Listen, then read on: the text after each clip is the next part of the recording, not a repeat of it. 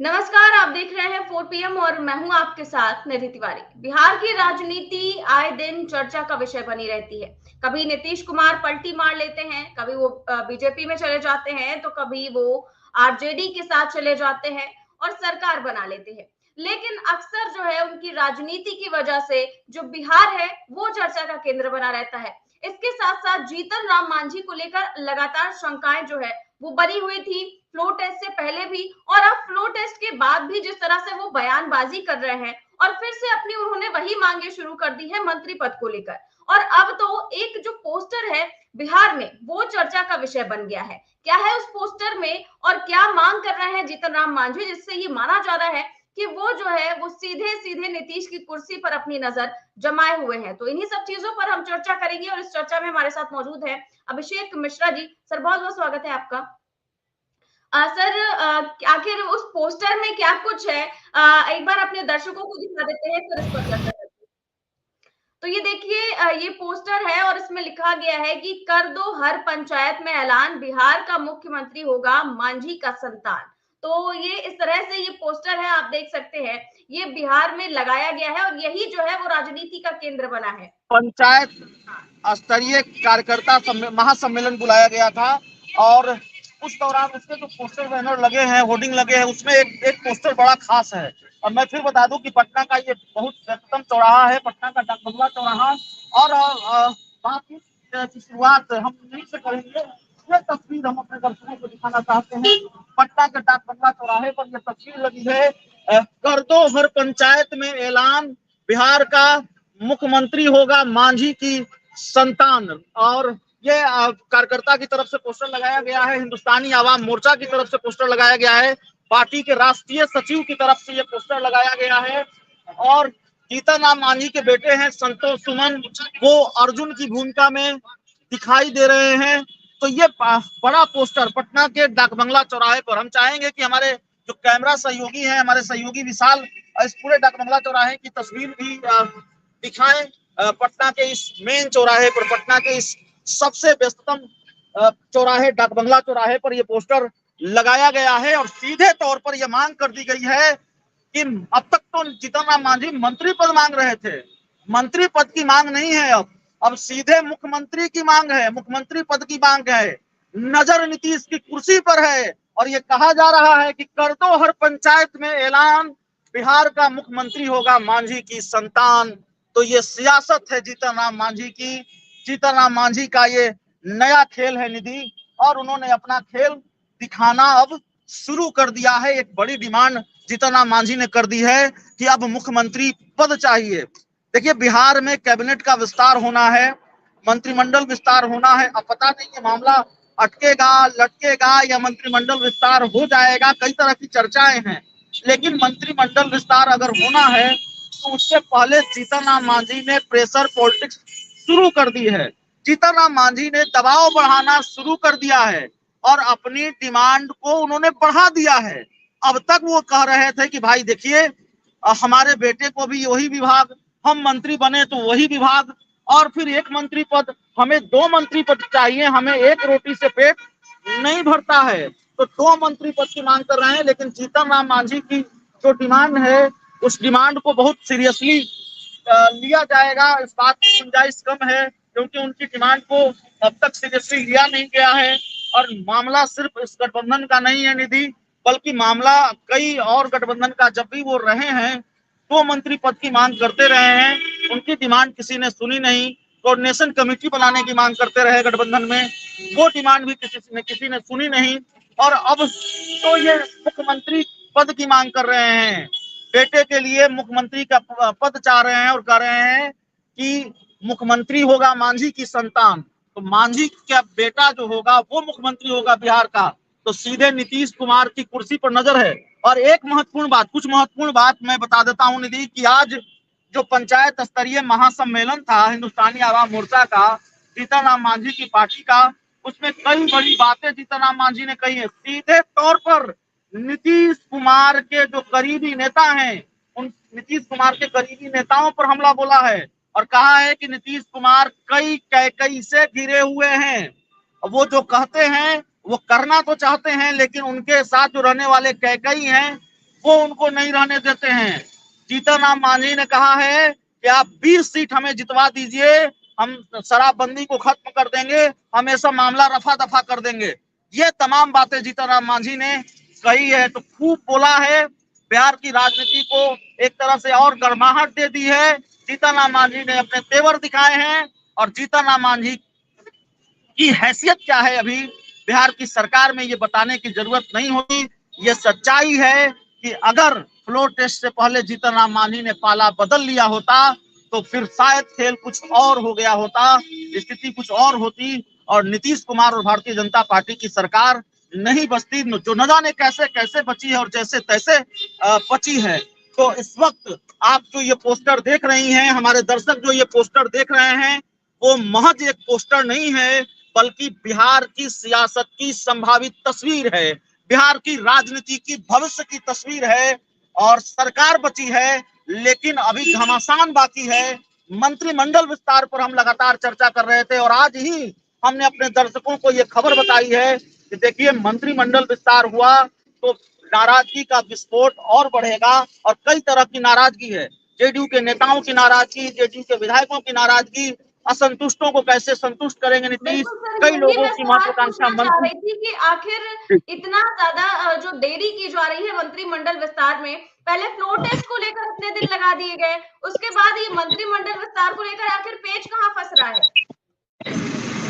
देखिए मंत्रिमंडल जो सवाल मैं आपका सुन पाया और समझ पाया निधि, चूंकि शोर यहाँ पर इतना है और मैंने आपको पहले ही बताया कि ये पटना का सबसे व्यस्ततम चौराहा है जहां से इस वक्त हम लाइव जुड़े हुए हैं, क्योंकि ये पोस्टर यहीं लगा है और यहीं से अपने दर्शकों को हमें ये दिखाना था। तो जो सवाल मैं सुन पाया समझ पाया, मंत्रिमंडल विस्तार में जो देरी है उसकी जो वजह है वो यही है। आप यही सारी तस्वीरें हैं। जीतन राम मांझी अभी से डिमांड कर रहे हैं, कब से डिमांड कर रहे हैं कि भाई हमें 2 मंत्री पद मिलना चाहिए, हमारा पेट एक रोटी से नहीं भरता है, हमें 2 रोटी चाहिए, 2 मंत्री पद चाहिए। और अब तो मंत्री पद की बात आगे निकल चुकी है, मंत्री पद से मामला आगे बढ़ चुका है। अब तो वो सीधे तौर पर कह रहे हैं कि भाई गांव पंचायत में कर दो, हर पंचायत में ऐलान, बिहार का मुख्यमंत्री होगा मांझी की संतान। ये बिना जीतन राम मांझी और पार्टी के जो बड़े नेता हैं उनकी मर्जी के ये पोस्टर लगाया होगा, ये बात पक्की नहीं है, क्योंकि ये पार्टी के राष्ट्रीय सचिव, पार्टी के पदाधिकारी की तरफ से ये पोस्टर लगाया गया है। ये पोस्टर किसी आम कार्यकर्ता ने ऐसे ही लगा दिया, ऐसा नहीं है। यहाँ ये बात बहुत गौर करने वाली है। ये पार्टी के राष्ट्रीय सचिव हैं रंजीत कुमार चंद्रवंशी, उनकी तरफ से पोस्टर लगाया गया है। तो किसी आम कार्यकर्ता ने नहीं लगाया है, पार्टी के एक बड़े पदाधिकारी ने लगाया है, पार्टी के एक महत्वपूर्ण नेता ने ये पोस्टर लगाया है। तो जाहिर तौर पर जीतन राम मांझी की मंशा क्या है, उनका प्लान क्या है, आगे की रणनीति क्या है, और ये सारी चीजें ये पोस्टर में दिख रही हैं। और बिहार की भविष्य की राजनीति समझिए, बिहार की संभावित सियासत को समझिए कि जीतन राम मांझी मुश्किल बनेंगे जेडीयू बीजेपी की। जीतन राम मांझी इस सरकार का संकट बनेंगे। अगर उनकी डिमांड पूरी नहीं हुई तो फिर जीतन राम मांझी के हाथ से अभी खेल फिसला नहीं है। जीतन राम मांझी के पास, जीतन राम मांझी के दोनों हाथ में लड्डू है, वो कोई भी खेल कर सकते हैं। अब जीतन राम मांझी की हम बात कर रहे हैं, आपने कहा कि देरी हो रही है। भाई बहुत सारे लोग नाराज हैं, बहुत सारे विधायक नाराज हैं, सबको मंत्री पद चाहिए, सबको लोकसभा का टिकट चाहिए। तो जिसको मंत्री पद नहीं मिलेगा उसको लोकसभा का टिकट चाहिए होगा, और माफ कीजिएगा लोकसभा का टिकट नहीं मिलेगा तो फिर वो पाला बदल लेंगे। और लालू यादव इस इंतजार में बैठे हुए हैं लोगों का वेलकम करने के लिए। देखिए एक बार फिर हम अपने दर्शकों को समझा देते हैं निधि कि नीतीश कुमार के एनडीए में जाने के बाद 16 सीटें लालू यादव के पास है, 16 सीटें बचती हैं। यानी जो सीटें नीतीश कुमार को देनी पड़ती इंडिया गठबंधन में जब नीतीश कुमार होते और उतनी सीटें देनी पड़ती, नीतीश कुमार अब एनडीए में चले गए हैं तो वो 16 सीटें तो बच गई हैं।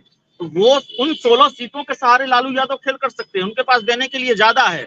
एनडीए में तो घमासान है सीटों को लेकर, सीटें कम हैं और पार्टियां ज्यादा हैं, उनकी महत्वाकांक्षाएं ज्यादा है, उनकी डिमांड और दावेदारी ज्यादा है। चिराग पासवान को कितनी सीटें मिलेंगी, पशुपति पारस को कितनी सीटें मिलेंगी, उपेंद्र कुशवाहा कितने पर लड़ेंगे, जीतन राम मांझी कितने पर लड़ेंगे। और जीतन राम मांझी के तो तेवर आप देख ही नहीं है, हमारे दर्शक दिख रहे हैं। सीटें कम हैं और डिमांड ज्यादा है। नीतीश कुमार 16-17 सीटों पर लड़ेंगे। इंडिया गठबंधन में उस तरह की डिमांड नहीं है, उस तरह का घमासान नहीं है। और जाहिर तौर पर मुकेश सहनी के लिए कुछ सीटें होंगी, जेडीयू से बीजेपी से अगर कुछ लोगों को आना है और मुझे लगता है इसकी बातचीत चल रही होगी, इसकी प्लानिंग चल रही होगी, तो उनके लिए भी कुछ सीटें होंगी। तो लालू यादव सेंधमारी कर सकते हैं। बीजेपी में कितनी करेंगे नहीं करेंगे, जेडीयू में सेंधमारी लालू यादव करेंगे, इस बात की गुंजाइश है। और लालू के कुनबे से छिटकेंगे लोग। और जेडीयू की बात करें तो कई सारे नेता और विधायक जो है वो भी, उनकी भी नाराजगी की खबरें आ रही है, क्योंकि जो है आपने कल गोपाल मंडल को लेकर खबर बताई कि वो तो धमकी तक दे चुके हैं कि हम इस्तीफा दे देंगे। और वहीं महेश्वर हजारी की बात करें तो वो भी नाराज चल रहे हैं। जेडीयू के कुनबे से लोग छिटकेंगे, लालू के कुनबे में आएंगे, ऐसे कई लोग नाराज हैं। आप गोपाल मंडल का जिक्र कर रही हैं, बीमा भारती हैं, सुदर्शन हैं जो बरबीघा से विधायक हैं। और सुदर्शन के बारे में हम अपने दर्शकों को बता दें, इस वक्त जो नीतीश कुमार के सबसे करीबी नेता हैं अशोक चौधरी, सुदर्शन ने, जेडीयू के विधायक ने आरोप लगाया था अशोक चौधरी पर कि उन्होंने मेरे दादा की हत्या करवाई है, मेरे दादा को बांसघाट भेजा, मेरे पिता को बांसघाट भेजा। बांसघाट भेजने का मतलब होता है हत्या करवाना, और अब मुझे वो बांसघाट भेजना चाहते हैं। तो ये आरोप जेडीयू के विधायक ने लगाया नीतीश कुमार के सबसे करीबी मंत्री पर। एक और विधायक हैं जेडीयू के, डॉक्टर संजीव, वो नीतीश कुमार के करीबी लोगों के बारे में क्या कह रहे हैं, चिंटू पिंटू हैं, बत्तख हैं, उनका मैं उपाय करूंगा। और जेडीयू में किस तरीके का घमासान है ये बताने की जरूरत नहीं है, किस तरीके की स्थिति है। जेडीयू के विधायक पर जेडीयू के विधायक के अपहरण का मामला दर्ज करा रहे हैं। गोपाल मंडल इस्तीफे की धमकी दे रहे हैं। भागलपुर लोकसभा सीट पर अड़े हुए हैं, जिस सीट पर भारतीय जनता पार्टी के कद्दावर नेता, शाहनवाज हुसैन जैसे कद्दावर नेता तैयारी कर रहे हैं, उस सीट के बारे में गोपाल मंडल कर रहे हैं, टिकटवा तो मेरी जेबे में रहता है और हम लड़ेंगे। शाहनवाज हुसैन को बहुत जिता दिया, तो अभी गोपाल मंडल मुश्किल बढ़ाएंगे, अभी जीतन राम मांझी मुश्किल बढ़ाएंगे। संजीव कुमार खगड़िया से चुनाव लड़ना चाहते हैं, परबत्ता से वो विधायक हैं और खगड़िया लोकसभा सीट से वो चुनाव लड़ना चाहते हैं। तो देखिए जेडीयू में कई ऐसे लोग हैं जो हर हाल में, देखिए एक होता है कि चुनाव लड़ना और नहीं तो फिर बीच का रास्ता नीतीश कुमार निकालें तो बात बन सकती है, लेकिन महेश्वर हजारी, डॉक्टर संजीव और इसके अलावा ऐसे 2-3 लोग हैं जेडीयू के अंदर जो हर हाल में लोकसभा का चुनाव लड़ना ही लड़ना चाहते हैं। अब मधेपुरा लोकसभा की सीट की बात कर लीजिए, वहां से चर्चा है कि निखिल मंडल जो तैयारी वहां से कर रहे हैं, उनको चुनाव लड़ाएंगे नीतीश कुमार। तो वहां के जो मौजूदा सांसद है मधेपुरा सीट से, वो कहां जाएंगे? जाहिर है वो पाला बदल सकते हैं, तो जिनका टिकट कटेगा वो पाला बदलेंगे। अभी सेंधमारी होनी है और ये पार्टी का संकट, जेडीयू के संकट पर हम बात करने लगे, जेडीयू के विधायकों की नाराजगी पर बात करने लगे, और ये सामने देख रही है ये सरकार का संकट है। ये पोस्टर नीतीश कुमार की पार्टी का संकट तो नहीं है, ये नीतीश कुमार की पार्टी से जुड़ा हुआ पोस्टर नहीं है, लेकिन ये सरकार का संकट है निधि, कि जीतन राम मांझी सीधे नीतीश कुमार की कुर्सी पर दावा ठोक रहे हैं, सीधे कह रहे हैं कि मुख्यमंत्री मांझी की संतान बनेगा, अपने बेटे को मुख्यमंत्री बनाना चाहते हैं, उसके लिए पोस्टर लगाया गया है। और जीतन राम मांझी एक बार ये बयान भी दे चुके हैं कि तेजस्वी यादव से कम योग्य हमारा बेटा नहीं है, तो वो मुख्यमंत्री क्यों नहीं बन सकता। तो जीतन राम मांझी अभी बिहार की सियासत का माहौल गरमाए रखेंगे। चुनाव से पहले अभी क्या क्या खेल होना है बिहार में, ये देखते जाइए। ये बात साफ तौर पर अब दिख रही है, और खास तरह से पोस्टरों को देखकर, इस पोस्टर को देखकर तो साफ तौर पर नजर आती है कि बिहार की राजनीति में अभी बहुत कुछ खेल होना बाकी है। और ऐसे खेल, कैसे कैसे खेल और कितने बड़े खेल अभी होंगे, अभी देखते जाइए। हर खेल पर हमारी नजर रहेगी, दर्शकों को हम अपडेट कराते रहेंगे। जी बिल्कुल सर। और कल आपने एक खबर और बताई थी दर्शकों को हमारे, कि क्या विधानसभा चुनाव जो है वो जल्दी करा सकते हैं नीतीश कुमार, क्या लोकसभा और विधानसभा के चुनाव एक साथ करवाने पर अड़े हुए हैं? देखिए, लोकसभा के चुनाव और विधानसभा के चुनाव एक साथ होंगे, इसमें थोड़ी मुश्किल है, क्योंकि लोकसभा चुनाव की तारीख जो है उसमें थोड़ा वक्त कम बचा है, वो चुनाव की तारीख का ऐलान जल्दी होना है। लेकिन विधानसभा चुनाव 2024 में ही होगा, ये बात तकरीबन तय है। जिस साल लोकसभा के चुनाव बिहार में होंगे, उसी साल विधानसभा के चुनाव भी बिहार में हो सकते हैं, इसकी गुंजाइश नजर आती है। क्या पता लोकसभा चुनाव विधानसभा के चुनाव साथ साथ भी हो जाएं। ये बात हम इसलिए कर रहे हैं कि मुझे नहीं लगता कि 2025 में ही बिहार विधानसभा के चुनाव होंगे। इतने वक्त का इंतजार शायद ही नीतीश कुमार करें। और जो बात निकलकर सामने आ रही है वो बात लगातार निकलकर सामने आ रही है कि नीतीश कुमार विधानसभा भंग कराकर चुनाव कराना चाहते हैं। और ये बात तो तेजस्वी यादव ने 2 दिन पहले कही है। हम तो लगातार कह रहे हैं कि बिहार में 40 नहीं 283 विधानसभा सीटों पर चुनाव हो सकते हैं। 40 लोकसभा की सीटें और 243 विधानसभा की सीटें। नीतीश कुमार की सबसे बड़ी परेशानी क्या है, उनकी सबसे बड़ी मुश्किल क्या है, उसको समझिए। उनका सबसे बड़ा घाव ये है, उनकी सबसे बड़ी टीस ये है कि जिस भारतीय जनता पार्टी के साथ मिलकर वो सरकार चला रहे हैं, उस भारतीय जनता पार्टी से उनके विधायकों की संख्या तकरीबन आधी है। कहां 78 विधायक, 78 विधायक, कहां 45 विधायक। और यही स्थिति आरजेडी के साथ था। आरजेडी के पास तकरीबन 80 विधायक, नीतीश कुमार के पास तकरीबन 45 विधायक। तो ये स्थिति और परिस्थिति है। नीतीश कुमार चाहते हैं कि उनके विधायकों की संख्या दोगुनी हो। शायद नीतीश कुमार को लगता हो कि इस वक्त चुनाव हुए तो भारतीय जनता पार्टी के साथ मिलकर उनकी बैतरणी पार लग जाएगी और विधानसभा चुनाव अगर साथ साथ हो गए तो अगर 100 से 120 सीटों पर लड़ेंगे तो 80 के आसपास उनकी सीटें आ जाएंगी। और शायद बीजेपी पहले की तरह खेल न कर सके, चिराग पासवान के सहारे जो खेल किया बीजेपी ने कथित तौर पर, वो खेल न कर सके इस बार बीजेपी। अगर चुनाव लोकसभा के साथ साथ विधानसभा के भी हुए तो कई चीजें हैं, कई चीजों की चर्चा है निधि। और इसी वजह से शायद नीतीश कुमार विधानसभा का चुनाव कराना चाहते हैं। अब होगा कि नहीं होगा, इसको लेकर तस्वीर थोड़ी साफ होने में वक्त लगेगा।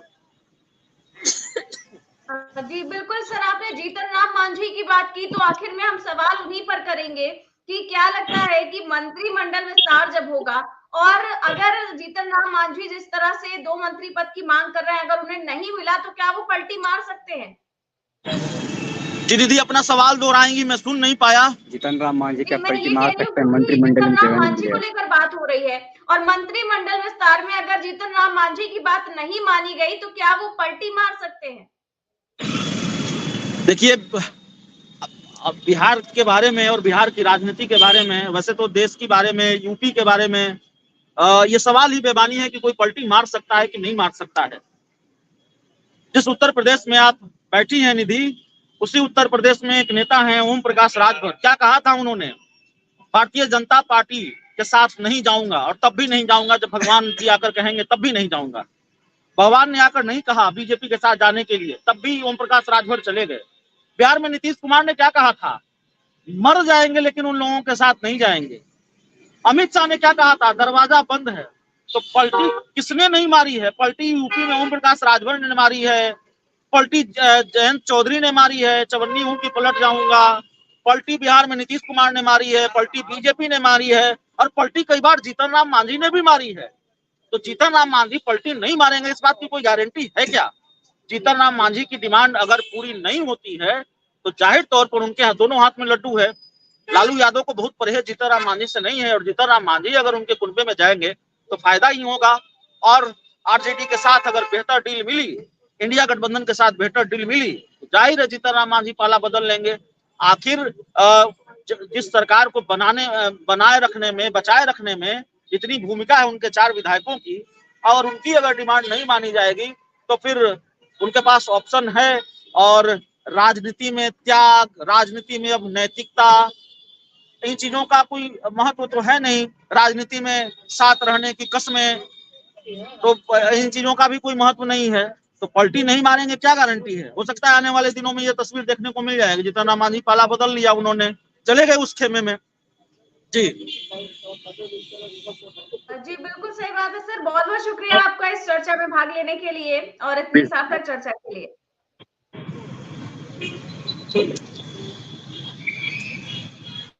तो देख रहे थे आप कि किस तरह से जीतन राम मांझी जो है वो प्रेशर पॉलिटिक्स कर रहे हैं लगातार और उनका जो बयानबाजी है वो भी लगातार तेज है। कभी वो शराबबंदी को लेकर नीतीश कुमार पर निशाना साधते हैं तो कभी कहते हैं कि मेरी वजह से नीतीश कुमार मुख्यमंत्री बने हैं। और अब जिस तरह से उन्होंने पोस्टर लगवा दिए हैं बिहार में कि जो है मांझी की संतान जो है वो मुख्यमंत्री बनेगा, इसको लेकर कैसी लगी आपको ये चर्चा में कमेंट बॉक्स में जरूर बताएं। चैनल को सब्सक्राइब करें और ज्वाइन भी करें। नमस्कार।